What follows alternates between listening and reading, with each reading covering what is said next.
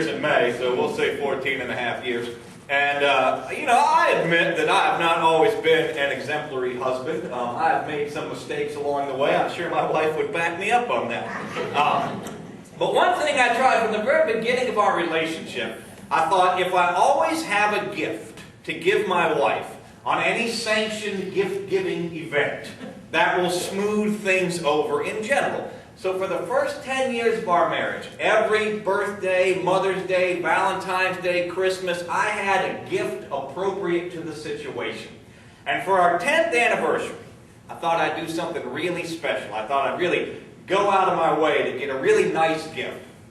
And a friend of ours is a potter. He's a famous potter. His name is Jeff Deal. And being a famous potter is like, a lot like being a famous storyteller. No one has ever heard of him.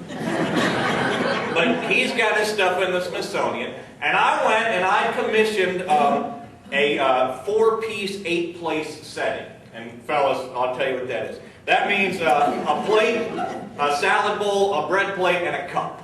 For 8 people. And it was $1,000. It was a lot of money for me. It was a lot of money for him. I gave it to my wife on our 10th anniversary, and she loved it. I mean, she was just swept away by the fact that I had thought of this myself and all of that sort of thing. She liked it so much that I then felt like I had 1 credit coming. Yeah, you see the fallacy in this thinking, but I was a lot younger even then.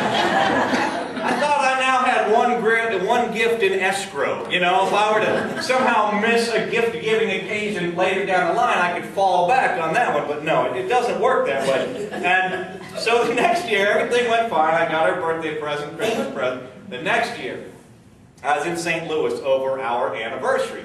And I was in a hotel. I was right downtown. I was near the Arch. But it was one of those weird situations where I was right downtown, but I couldn't get anywhere to get my wife a present for our anniversary. Now, our anniversary is May 7th, so it's always right around Mother's Day.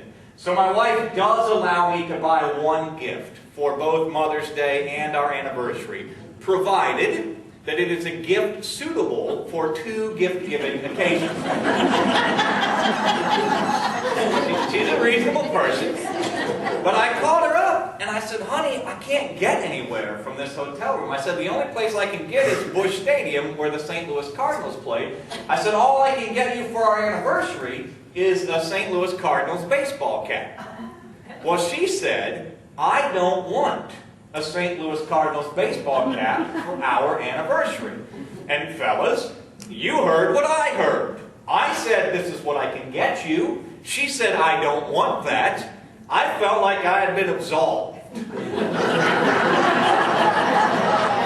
the gift-giving situation. So I got home, and after about 2 days, I felt the wall. It was firmly in place. It was cold in the house, and there were no kisses in the kitchen when the kids weren't looking. I realized something was wrong. It takes me a while, but I figured it out. So I said to her, I did what my Uncle Paul told me at our wedding reception.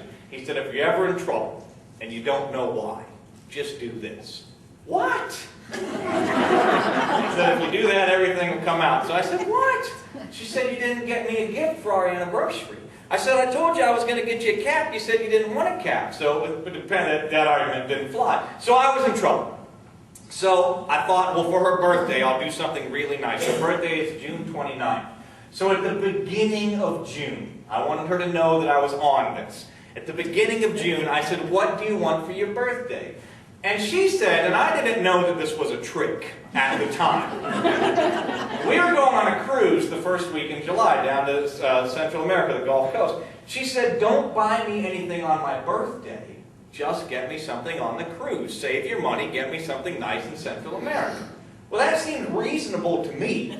So we went on this cruise, and I bought her every port. I bought her something. I bought her a blouse, a handmade blouse. I bought her a ring. I bought her a necklace made by the local natives, a silver necklace and earrings. And I bought her a wooden bowl that for 5 years I didn't know what it did, except it just sat on the kitchen table. But then, my 5-year-old daughter discovered the use of that bowl. It turns out that if you sit in the bowl naked, and apparently you have to be naked, but if you sit in the bowl naked and you're 5 and can fit in it, you can slide across the hardwood floor.